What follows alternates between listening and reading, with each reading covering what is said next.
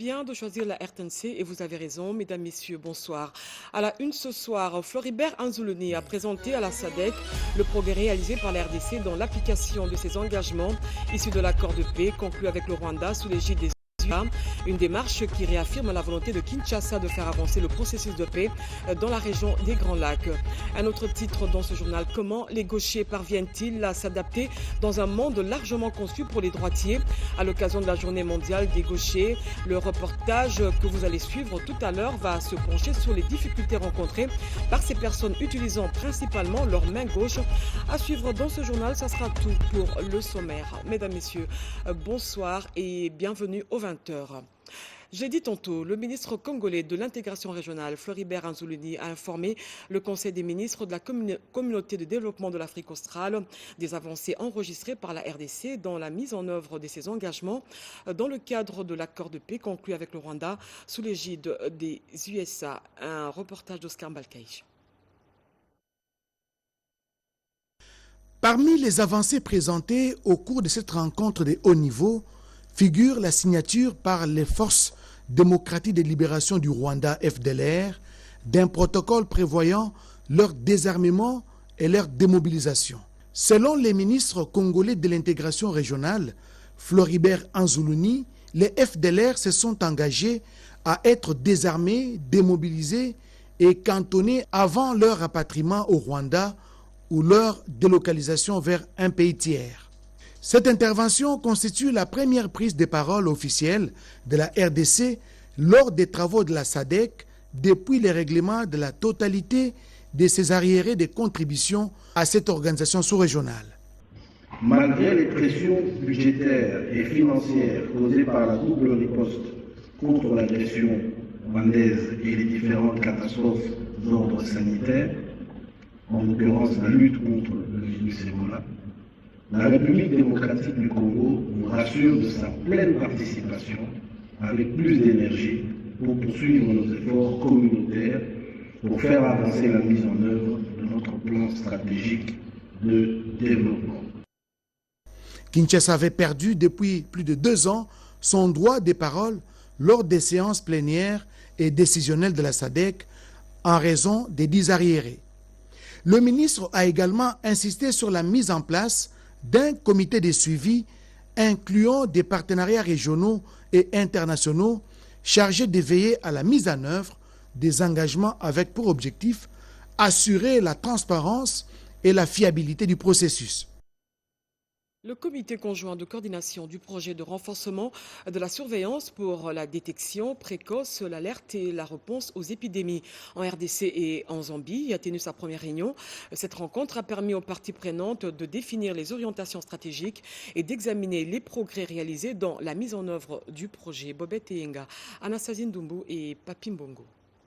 Une surveillance efficace s'impose face aux défis sanitaires majeurs liés aux maladies émergentes et réémergentes et aux épisodes successifs de la maladie à virus Ebola au cours des dernières décennies en RDC. C'est dans ce cadre qu'il faut inscrire les projets de renforcement des capacités de la surveillance dénommé Une Santé, un système capable de détecter le menace sanitaire et de déclencher rapidement les mécanismes de réponse. Grâce à l'utilisation du test de diagnostic rapide QuickNavi Ebola, le Japon considère le renforcement de la sécurité sanitaire. À travers la JICA, le gouvernement japonais demeure fermement engagé à accompagner la RDC dans ses efforts de renforcement des capacités institutionnelles, techniques et scientifiques.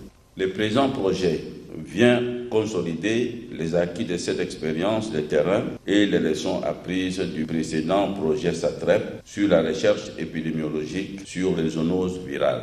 Il s'inscrit dans le cadre du renforcement non seulement du partenariat existant, mais surtout des capacités de détection rapide et précoce des menaces de santé publique, composante indispensable à une surveillance optimale. Au cours de la toute première réunion du comité conjoint de coordination, il était question d'approuver les cadres de mise en œuvre du projet, le plan de travail annuel et de lancer officiellement les activités du projet. Lancé en avril dernier, ce projet de 5 ans du gouvernement japonais par l'entremise de la JICA concerne l'RDC et la Zambie avec la participation des parties prenantes impliquées dans les diagnostics, la recherche et la lutte contre les maladies virales zoonotiques. À quelques jours de leur départ pour la France, les 44 boursiers de la première cohorte du programme national Excellence RDC, dont l'institutionnalisation marque une étape importante dans l'excellence académique en RDC. Ces derniers ont été reçus par la Première ministre, accompagnés de la Fondation Lona. Ces jeunes lauréats ont effectué une immersion au sein de la primature avant d'échanger avec le chef du gouvernement. Un reportage d'Emmanuela Commissaire et Pompomba.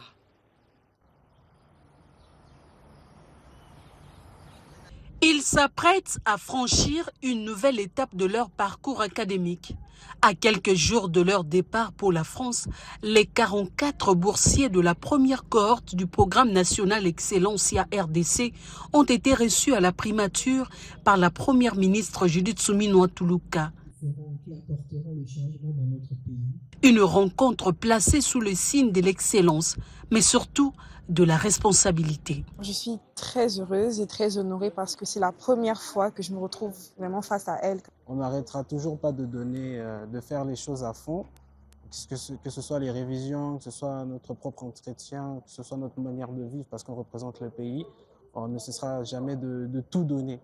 Avant de rejoindre leurs universités à Reims, Lille, Marseille et autres, ces lauréats accompagnés par la Fondation Lona de la très distinguée première dame de la RDC, Denise Nyakeru Tshisekedi, ont découvert les coulisses de la primature et le fonctionnement de cette institution au cœur de l'action gouvernementale. Face à eux, la chef du gouvernement a livré un message clair: apprendre, s'ouvrir au monde, mais ne jamais perdre son identité. Vous partez pour étudier, il faut persévérer. Il ne faut pas se laisser abattre par des échecs. En cours de route, il va y en avoir. Mais il ne faut pas non plus accumuler les échecs. Parce que si vous accumulez les échecs, vous allez à la catastrophe. L'autre chose, et la dernière, confiez-vous au Seigneur. C'est important. Parce que dans des moments de doute, dans des moments où tout devient tellement difficile à vivre, c'est lui qui peut vous garder, vous redonner cet espoir-là. Et il faut s'accrocher à lui. Et il ne faut pas abandonner. Un échange direct suivi d'une séance de questions-réponses avant un passage symbolique devant les bustes des anciens premiers ministres. Désormais inscrit dans un cadre national et soutenu par l'État, Excellencia RDC s'inscrit dans la politique gouvernementale de développement du capital humain.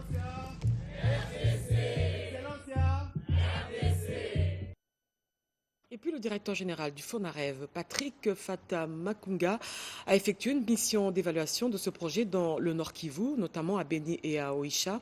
Cette visite a permis de mesurer l'impact des réparations urgentes et soutenir les victimes des conflits armés dans l'Est de la République. Reportage. À Beni, les cicatrices de la guerre sont encore visibles. Mais au milieu des blessures, des chantiers redessinent déjà l'avenir. Le mercredi 12 août, la délégation du FONAREV a posé ses valises dans cette partie du Nord Kivu, meurtrie par les conflits.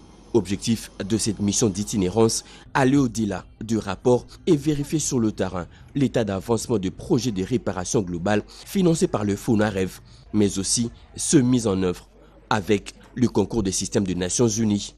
La délégation conduite par le directeur général Patrick Fata Makunga a tout d'abord échangé avec le vice-gouverneur militaire du Nord Kivu, puis direction l'hôpital général de référence de Beni. Sur place, la délégation a procédé à la dotation en kits de santé sexuelle et reproductive, appui au centre intégré multisectoriel. À Oicha, une ambulance médicalisée est également remise symboliquement à l'hôpital général de référence. Un équipement destiné à faciliter et sécuriser les transferts des cas nécessitant des soins d'urgence. Mais la réparation ne se limite pas aux soins. Elle passe aussi par l'éducation. À l'école primaire Mapendano, les FONAREV suivent de près la construction d'un bâtiment moderne de 6 classes. Les travaux sont presque achevés. Sur le terrain, le directeur général du FONAREV s'est dit satisfait de l'évolution des différents projets. Nous avons rencontré des femmes et des hommes qui sont satisfaits de ce qu'ils ont reçu comme assistance. Évidemment, les besoins restent énormes, mais le message qu'on leur a apporté aujourd'hui aussi, c'est de savoir que nous ne les avons pas oubliés et que ce qu'ils voient pour le moment, ce n'est qu'un début et que nous reviendrons dans les jours qui viennent pour compléter et remplir en tout cas ce qui est notre mission de réparation. À Béni, les FONAREV réparent vers Kalemi avec un constat. Les réparations commencent à changer les quotidiens de chaque victime. Le ministre de la Communication et Médias, Patrick Mouyaya, a animé un panel consacré aux perspectives professionnelles offertes à la jeunesse congolaise dans le cadre du partenariat entre la RDC et les USA. Une rencontre qui se tient à l'occasion de la semaine de l'étudiant autour du thème partenariat RDC-USA. Quelle opportunité de carrière professionnelle pour la jeunesse? Gaëtan Magalano nous en dit plus. À Silikine Village, lors de la semaine de l'étudiant, le ministre de la Communication et Médias, porte-parole du gouvernement, a souligné que les relations de coopération entre la RDC et les USA, établies depuis 1960, couvrent plusieurs secteurs stratégiques, notamment l'éducation, la technologie, le média, pour ne citer que cela. Évoquant les accords conclus en Washington le 27 juin 2025 par la ministre d'État, ministre des Affaires étrangères, puis a entériné le 4 décembre de la même année par le président de la République et le président rwandais Paul Kagame, en présence du président américain Donald Trump. Patrick Mouyaya a insisté sur leur portée pour la jeunesse congolaise. Il a également insisté sur l'importance de l'entrepreneuriat et de l'innovation dans le domaine tel que l'agritech, la fintech, le média numérique, le tourisme, la musique, le cinéma, l'éducation en ligne et l'économie verte. Je suis plutôt bien heureux de voir qu'ils se sont intéressés spécifiquement cette année sur l'accord de partenariat stratégique conclu avec les Américains. C'est la preuve que les étudiants s'intéressent à l'avenir de ce pays. Évidemment, nous avons eu l'occasion de changer sur ces accords, j'ai envie de dire, parce qu'il n'y avait pas que ces jours-là à Washington, le 4 décembre, il n'y avait pas que l'accord de partenariat stratégique avec les Américains, mais il y avait aussi l'accord de paix avec le Rwanda, parce que tout combiné va dégager des opportunités d'emploi, que ce soit dans les cadres d'intégration économique régionale rattachés à l'accord de Washington, que ce soit dans les cas des projets à développer, dans les cas du partenariat stratégique avec les Américains. Et je pense qu'il y a eu une bonne réceptivité sur le sujet et j'ai nourri davantage d'espoir sur les jeunes Congolais par rapport à leur capacité de relever les défis qui les attendent. Dans son intervention, le ministre de la Communication a transmis 3 messages essentiels aux étudiants. La confiance en leur potentiel, la responsabilité de mettre les compétences acquises au service du développement national et l'engagement citoyen, fondé sur le travail éthique, le patriotisme et le service public. Inscrivant ces démarches dans la vision du chef de l'État, il a rappelé que le président Félix Antoine Tshisekedi Tshilombo place la jeunesse au centre de son action. Les jeunes membres de la société civile plaident pour l'accélération de la mise en œuvre des accords de Washington. Ils demandent notamment aux USA de mettre le pied sur l'accélérateur pour le retour de la paix dans l'est de la RDC. Un mémorandum a été remis à cet effet à l'ambassade des USA en RDC, Luzette Sakala. Papi Mbongo. 8 mois après la signature des accords de paix et du partenariat stratégique avec les États-Unis, une frange de la société civile suit de près la mise en œuvre de ces accords de Washington. La coordination des leaders engagés pour le développement du Congo plaide pour l'accélération dans l'exécution des 10 accords. Un mémo a été remis ce jeudi 13 août 2026 à l'ambassade des États-Unis d'Amérique à Kinshasa. La coordination des leaders engagés pour le développement du Congo exige les retraits totales de l'armée rwandaise et ses supplétifs AFC et M23 sans délai d'une part. Par ailleurs, l'établissement des responsabilités pénales contre le responsable de ces crimes et génocides perpétrés sous le sol congolais aux fins de réparation des victimes de ces affres de guerre. Au-delà des sanctions imposées à certains acteurs clés de la crise dans l'Est, ces jeunes ne jurent que pour le retour d'une paix durable dans la partie orientale de la République démocratique du Congo en proie à l'insécurité. Près de 7000 jeunes entrepreneurs ont bénéficié d'une subvention du gouvernement, ce après avoir pris part au concours du plan d'affaires Transform Copa. Nouvelle entreprise cohorte sous la direction du projet Transform. C'est le ministre de l'Entrepreneuriat et Développement Justin Kalumba qui a présidé la dite cérémonie. Mireille Ndeke pour plus de détails. Beaucoup d'appelés, mais peu d'élus. Sur plus de 17 000 candidats, juste 7 000 ont été triés après un travail laborieux présenté par chaque entrepreneur ayant postulé au concours du plan d'affaires Transform Copa.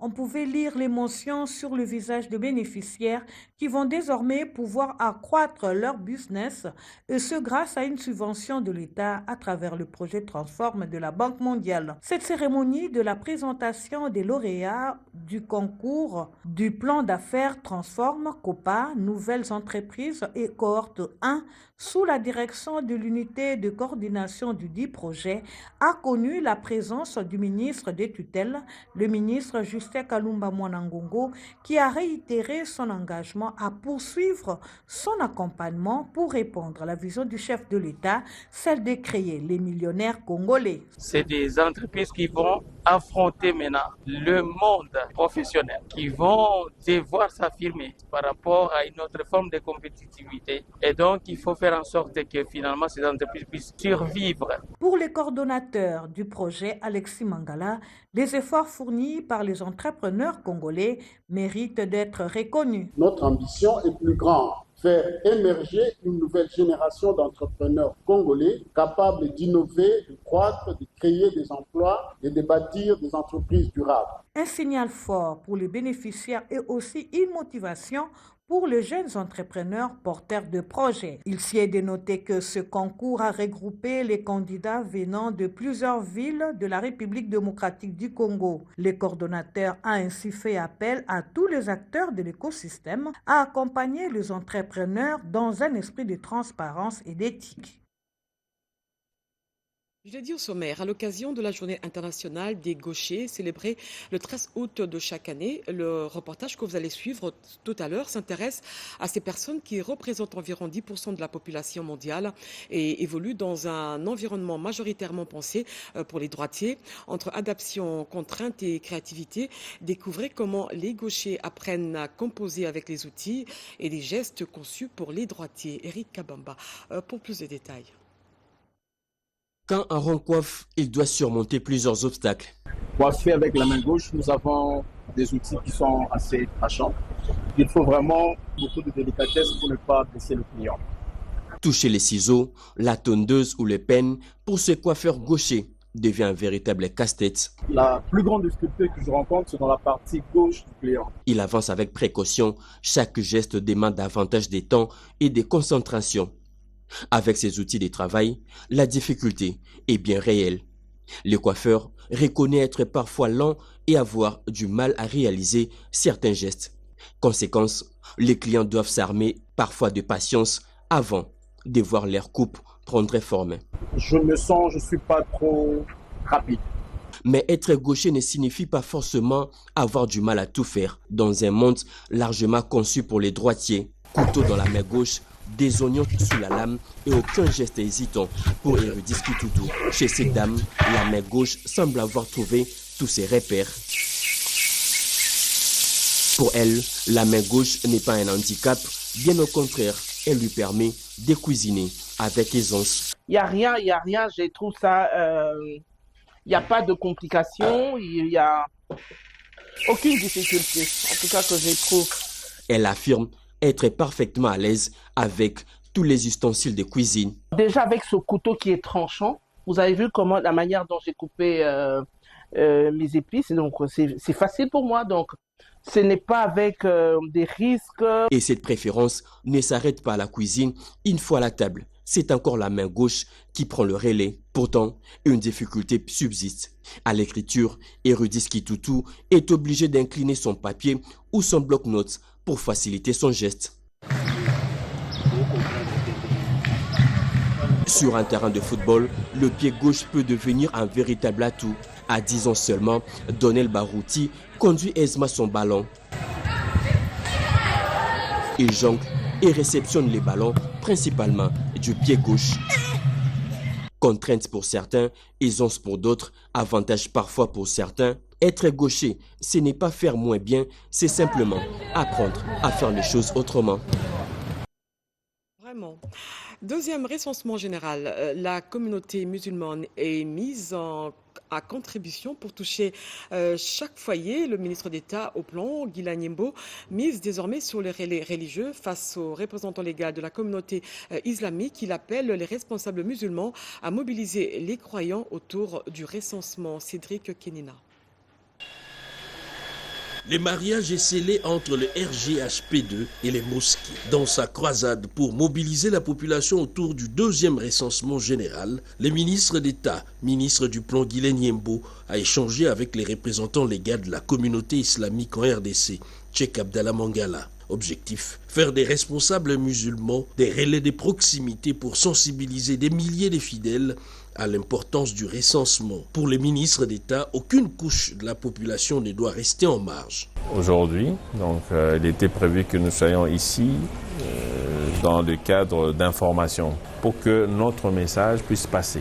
Parce que nous voulons que les gens puissent participer, un sentiment d'adhésion. Voilà pourquoi nous utilisons tous les canaux possibles et adaptés pour que les populations islamiques puissent profiter de ce canal, je dirais, officiel, parce qu'ils ont de culte, et à ce moment-là, ça va nous servir pour que le message puisse passer. Nous remercions le ministre d'État de la sensibilisation qu'il est en train de faire, et je pense que la population, nous allons parler à la population, à nos fidèles, de se remettre à ceux qui sont dans cette mission pour répondre convenablement et avec beaucoup de justesse. L'appel est donc lancé aux responsables religieux, rassurer, expliquer et surtout encourager la participation au RGPH2, présenté comme un outil essentiel pour mieux planifier les développements du pays. La RDC et la Côte d'Ivoire renforcent leur coopération en faveur de l'inclusion des personnes vivant avec handicap. À Abidjan, les deux pays ont partagé leur expérience, exploré des nouvelles pistes autour de l'employabilité, de l'autonomisation et de l'entrepreneuriat des personnes handicapées. Betty Amani pour ce reportage. À Abidjan, les handicaps s'imposent comme un enjeu de coopération entre la RDC et la Côte d'Ivoire. En marge de la 12e journée nationale du paralytique, la ministre déléguée en charge des personnes vivant avec handicap, Maître Irène Sambodiata, a été reçue par son homologue ivoirien, Maître Adama Kamara. Au menu des échanges, employabilité, autonomisation, handipreneuriat, statistiques et renforcement de la prise en charge des personnes vivant avec handicap. La Côte d'Ivoire entend ainsi miser davantage sur les capacités des personnes handicapées, notamment à travers des mesures annoncées en matière de subventions et d'accès à la fonction publique. Face à cette expérience ivoirienne, la RDC met en avant les avancées enregistrées depuis l'arrivée au pouvoir du président Félix Antoine Tshisekedi Tshilombo, institutionnalisation de la question du handicap, renforcement du cadre légal et promotion de l'autonomisation avec un accent sur le handipreneuriat. Et moi, je sais de mon expérience, les développements ou les réponses à donner aux besoins des personnes avec handicap ne viendront pas nécessairement des associations. C'est l'État, ce sont les institutions de l'État qui peuvent apporter des réponses. Et des réponses qui rencontrent réellement les besoins de la population. La RDC annonce par ailleurs un mini-sommet consacré à l'inclusion sociale et à la création du Centre africain d'apprentissage des métiers de handipreneuriat et des innovations. Camille. Et en nouvelle, il reste encore beaucoup à faire. C'est le slogan de Haïkande Hichilema, candidat à sa propre succession. Il affrontait ce 13 août 13 autres candidats à cette présidentielle. Dans un climat de sérénité, les électeurs se sont rendus aux urnes pour se choisir le nouveau président de la République de Zambie. Des longues files d'attente se sont formées dès les premières heures du matin. Le candidat Haïkande Hichilema a voté en début d'après-midi et son principal adversaire, Brian Mundubile, a aussi haussé le ton, accusant la police d'avoir entravé sa campagne. Le dépouillement commence ce soir et les premiers résultats sont attendus le 17 août. Si aucun candidat n'obtient plus que de 50% de voix, il y aura un deuxième tour pour départager les deux candidats qui seront les mieux placés à suivre dans nos prochaines éditions. Dans le Haut-Katanga, l'ASBEL, les défenseurs des socialistes coordonnés par Blandine Mouchipula réaffirment son engagement aux côtés du chef de l'État, Félix Tshisekedi. Sa présidente a signé ce jeudi la charte et le règlement intérieur de l'Union sacrée en présence du secrétaire permanent de l'Union sacrée, André Bata. Un reportage de Robert Ndaye et Turbo Chimanga. Siège du secrétariat permanent de l'Union sacrée de la Nation, ce jeudi 13 août 2026, la coordonnatrice de l'ASBEL, les défenseurs socialistes, honorable Blandine Mouchipula, échange quelques instants avec le secrétaire permanent de l'Union sacrée, le professeur André Mbatabe Soumangu, sur les objectifs de son ASBEL, avant d'apposer sa signature sur la charte et le règlement intérieur de la plateforme présidentielle. À travers cet acte politique, honorable Blandine marque sa volonté de contribuer à la mobilisation citoyenne, à la défense des intérêts supérieurs de la nation et à l'accompagnement de toutes les initiatives de la haute autorité politique de l'Union sacrée de la nation, Félix Antoine Tshisekedi Tshilombo. Elle a renouvelé sa loyauté et sa fidélité au chef de l'État et président de la République, tout en soulignant que cette signature ne constitue pas un simple acte administratif, mais l'expression d'une conviction politique et d'une détermination à soutenir la vision de la plateforme présidentielle. Par cet acte, je réaffirme mon engagement à travailler pour mon pays qui est la République démocratique du Congo, à rester derrière les chefs de l'État, à promouvoir l'unité nationale, la paix et aussi penser au bien-être de notre population. Le secrétaire permanent de l'Union sacrée de la Nation, le professeur André Mbatabe Soumangu, salue cette démarche et appelle les autres femmes de la République démocratique du Congo à suivre l'exemple de l'honorable Blandine Mouchipula. Elles sont venus de loin, du Grand Katanga, pour manifester leur loyauté, leur fidélité envers l'autorité suprême de notre pays. Et je tiens à les féliciter d'avoir choisi d'être du bon côté de l'histoire. À l'heure de la consolidation des actions autour du président de la République pour un dialogue inclusif, l'appel est lancé à toutes les formations politiques, membres de l'Union sacrée de la Nation, à soutenir la haute autorité politique de l'Union sacrée, Félix Antoine Tshisekedi Tshilombo. Et au parti présidentiel, l'heure est désormais à l'unité et à la cohésion.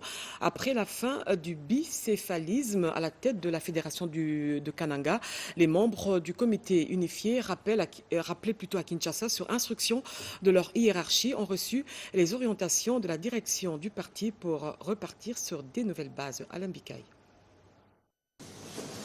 Fini le bicéphalisme à la tête du comité fédéral de l'UDPS Kananga. Après la mission conduite dans cette fédération par le secrétaire général adjoint Théo Bizibu, les membres du comité unifié ont été rappelés à Kinshasa sur instruction de leur hiérarchie pour consultation et recevoir de nouvelles orientations pour un nouveau départ. Cette démarche fait suite à l'application des circulaires 0102 signée par le secrétaire général honorable Augustin Kabouya visant à ramener les cadres concernés à leurs fonctions d'avant la dissidence. Objectif, restaurer l'unité, la cohésion et la discipline au sein du parti, conformément aux directives de la haute autorité des référents du parti. À Kinshasa, les membres du comité unifié ont été reçus par le président intermédiaire du parti présidentiel à leur siège délimité. Dans son message, il a prêché l'amour, le pardon et l'unité, appelant les cadres à tourner la page des divisions. Une cohésion jugée indispensable pour permettre à l'UDPS d'accompagner le chef de l'État, Félix Antoine Tshisekedi, dans sa lourde mission de restauration de la paix dans la partie orientale du pays. Après la dissidence, l'ère est désormais à l'unité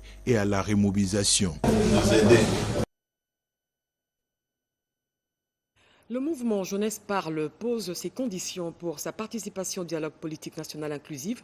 Son coordonnateur, Serge Etikoum Hamza, plaide pour une implication effective de la jeunesse et rejette toute récompense politique accordée à ceux qui ont pris les armes, tout en mettant en avant les revendications des jeunes congolais en matière de prospérité et de dignité.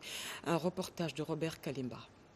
À Kinshasa, le mouvement Jeunesse Parle affiche sa volonté de participer au débat sur le dialogue politique national inclusif tout en posant des conditions qu'il juge essentielles. Son coordonnateur et initiateur Serge Etikoum Hamza a fait connaître cette position à l'issue d'un échange avec le pasteur Ejibaya Mampia, membre de l'équipe de médiation du dialogue, notamment aux côtés de la SENCO et de l'ECC. Nous pensons qu'on peut dialoguer sur le développement du pays. Nous pouvons également dialoguer sur les opportunités des jeunes. Alors nous restons très ouverts. Nous allons accompagner les dialogues tels que demandés par le chef de l'État, mais avec exactement les principes que la jeunesse doit non seulement participer activement, mais également la jeunesse doit être prise en compte. Au cœur des préoccupations du mouvement figure le refus de toute forme de récompense politique accordée à ceux qui auraient recours aux armes pour accéder au pouvoir. Nous réfutons avec la dernière énergie l'effort où, pour obtenir une opportunité politique ou un poste en République démocratique du Congo, il faut prendre les armes et tuer nos frères. Est-ce important ou nécessaire de toujours dialoguer lorsque les gens prennent les armes? Ça, c'est toute l'équation autour de la jeunesse qui parle aujourd'hui. Pour le coordonnateur de la jeunesse parle, la recherche d'une solution politique aux crises congolaises ne doit pas créer un précédent susceptible d'encourager la violence comme moyen d'accéder aux responsabilités publiques. Le mouvement estime que le dialogue doit contribuer à la consolidation de la paix et de l'état de droit. À l'occasion de la Journée internationale de la jeunesse, plusieurs centaines de jeunes se sont réunis autour du thème Génération du centenaire, 34 ans pour bâtir la RDC de 2060. Une rencontre marquée par l'appel du ministre d'État, ministre du Plan, Guy Lanyembo, qui a exhorté la jeunesse congolaise à se préparer pour assumer les responsabilités qui l'attendent. Suivez ce reportage. 34 ans pour bâtir la RDC de 2060. À Kinshasa, le Renfort RDC a réuni ce 12 août plusieurs centaines de jeunes à l'occasion de la Journée internationale de la jeunesse. Jeunes leaders, entrepreneurs, étudiants et acteurs de la société civile ont pris part à cette rencontre placée sous Génération du centenaire, 34 ans pour bâtir la RDC de 2060. Après le mot de bienvenue de la présidente du Renfort RDC, Priska Manyala, le ministre d'État, ministre du Plan et de la coordination de l'aide au développement, a appelé la jeunesse à se préparer aux responsabilités qui l'attendent dans la RDC du centenaire. Nous sommes convaincus que préparer la jeunesse, ce n'est pas seulement lui donner les moyens de réussir individuellement. C'est lui donner les moyens de comprendre qu'elle porte une part de responsabilité de l'avenir collectif. Leadership, gouvernance, politique publique, santé mentale, engagement citoyen et développement local, plusieurs thématiques ont mûri les échanges au cours de cette journée. Autre temps fort, la remise d'un trophée de mérite à Priska Manyala pour son engagement en faveur de la jeunesse et de la transformation de la société congolaise. La rencontre a également lancé une démarche symbolique, l'élaboration des 34 engagements de la génération du centenaire, soit 34 engagements pour les 34 années qui séparent 2026 de 2060. À travers cette initiative, le Renfort RDC veut inscrire l'engagement de la jeunesse dans la durée et faire de chaque année une étape vers le Congo du centenaire. 34 ans pour bâtir la RDC de 2060, le compte à rebours est lancé. Et pour terminer, dans la ville de Kananga, les infrastructures sportives sont au cœur des préoccupations. En mission d'inspection, le haut représentant du chef de l'État, Tony Kankushiku, a évalué l'état des principaux stades de la ville avec un constat préoccupant entre réhabilitation du stade Kanyoka et délabrement du stade des jeunes de Katoka.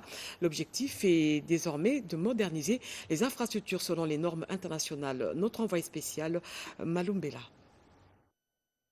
C'est une visite d'évaluation voulue immersive. À Kananga, aussitôt arrivé, Tony Kankushiku a commencé cette tournée par le stade de l'AS Saint-Luc de Kanyuka. Ici, le terrain est déjà bien aménagé avec une pelouse. Mais le constat est clair. Il faut sécuriser les lieux et y ajouter des gradins, la lumière et la sonorisation pour répondre aux normes. Sous les explications des entrepreneurs chinois et de M. Lucien Luchier, conseiller et manager de l'US Chikuku, le haut représentant poursuit sa ronde. Direction, le stade de jeunes de Katoka. Ici, le constat est plus préoccupant. Tribunes abîmées, fissurées, béton dégradé, pelouse disparue, bref, terrain en mauvais état. L'infrastructure est à l'abandon. La visite s'est clôturée au stadium. Même son des cloches des entrepreneurs chinois et M. Lucien. Des grands travaux de modernisation sont indispensables. Tony Kankushiku, haut représentant du chef de l'État et président de l'Union sportive Tchikuku, a dressé les bilans et a envisagé les travaux de reconstruction et de modernisation. L'acteur politique veut offrir aux sportifs et à la population du Kasaï central des infrastructures sportives répondant aux normes internationales afin d'accueillir des grandes compétitions au niveau national et international. Pour rester dans l'esprit du chef de l'État, où il faut toujours moderniser ce que nous avons. C'est comme ça qu'il s'est dit, au stade des jeunes de Kananga, on avait déjà commencé à faire quelque chose. Il fallait qu'on nous amène directement des investisseurs. Les gens qui peuvent déjà commencer le travail, pas seulement les discours. À l'issue de la visite, Tony Kankushiku a réaffirmé sa volonté. Ce digne fils du terroir dit vouloir mettre la main à la pâte pour redonner au Kasaï central des stades à la hauteur de ses ambitions sportives. Voilà, c'en est fini pour ce soir. Ce journal a été rédigé par Nana Mozazebo, Lucie Lavichi-Senda, Simon Kankolongo et Shora Mazaza, ainsi que Jonathan Moubalama l'ont réalisé pour vous. D'ici là, portez-vous bien. Demain 7h, retrouvez Mireille Ndeke. Moi, je vous reviens demain à 20h avec le même plaisir. D'ici là, portez-vous bien. Au revoir.